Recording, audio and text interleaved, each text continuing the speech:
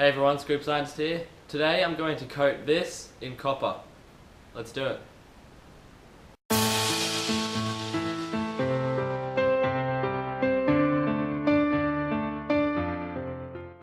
So about 4 years ago, I put some copper in water. I'm not sure if this is going to work actually for coating because it's in water, but you see it's very well dissolved in there. There's still the leftovers of the wire in there, but the solution is very blue, so there's a bunch of Cu2+ ions of copper floating around in there.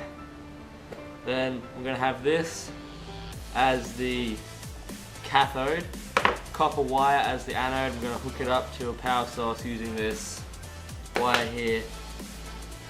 But first what I need to do is clean this as good as possible. I don't have any rubbing alcohol or anything, so the best I'm going to do is just put on these gloves and then just wipe it. That's all I can do at this point in time, unfortunately. So if the coating, the electroplating does work with the copper, it's not going to be the best of what it could be if I had something like rubbing alcohol to really get rid of all the oils off of this little rod here. I actually found some mineral turpentine, just a tiny bit, so I can clean this a lot better now.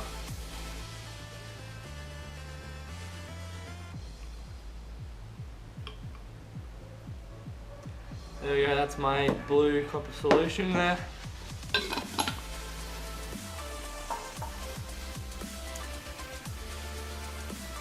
Now I'm going to cut down this wire into workable lengths, and of course I've got a couple 9-volt batteries here as my power source. I'm probably just going to end up using one. I just got another one just in case the other one didn't work. Alright, so I've made myself a little battery pack like thing. This copper wire here is going to be used as the anode, and so because it's the anode, it's hooked up to the positive part of the battery here. I'm then going to hook up my rod that I want to coat onto the negative part of the battery, which is then the cathode. Because when you're trying to electroplate something, all of the metal go to the cathode. And so with this clean rod, I'd like to then attach it to this, just like that. Now I tested before, there's not much power in this battery, so if I'm lucky I'll be able to coat some of this, but let's try it anyway.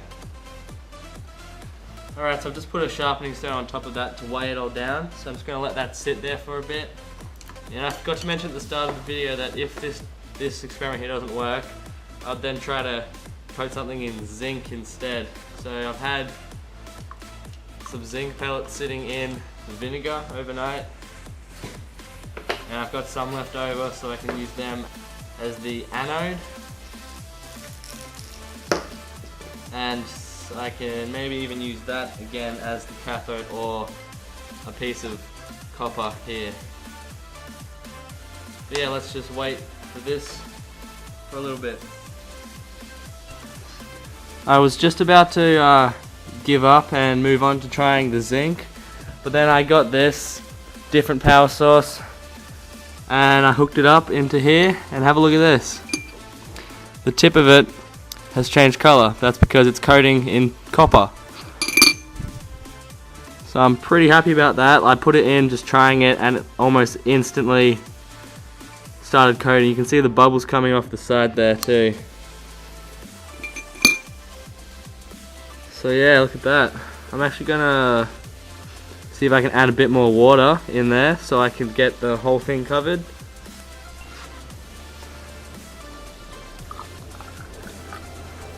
Alright, there we go.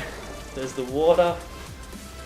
Now all I need to do is hook this up like that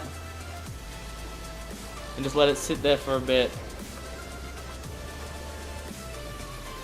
Yeah, even down here I can see how much it's changed color from the original silver color it was. I can see all the bubbles coming off of it as well.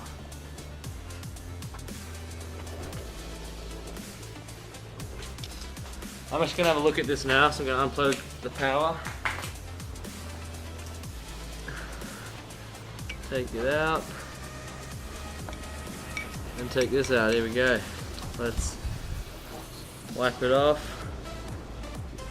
You can see there, it went from that color to that color, and it's obviously not a good enough grip because just then wiping it off kind of did all of that, but I mean, I can use that for a comparison. It went from that to that. Now of course it was never going to be the classic orange copper color, because this is, it just, you need the correct current, the correct time, you need all those variables to be precise so you have a perfect coating of copper on something. But that's probably the best I can do with home coating. I'm pretty proud of that because at first it wasn't working, and in the end I just changed over power source and it started working, so I was really happy. But anyway, if you did enjoy that video, please give it a big thumbs up and don't forget to subscribe to see future videos like this.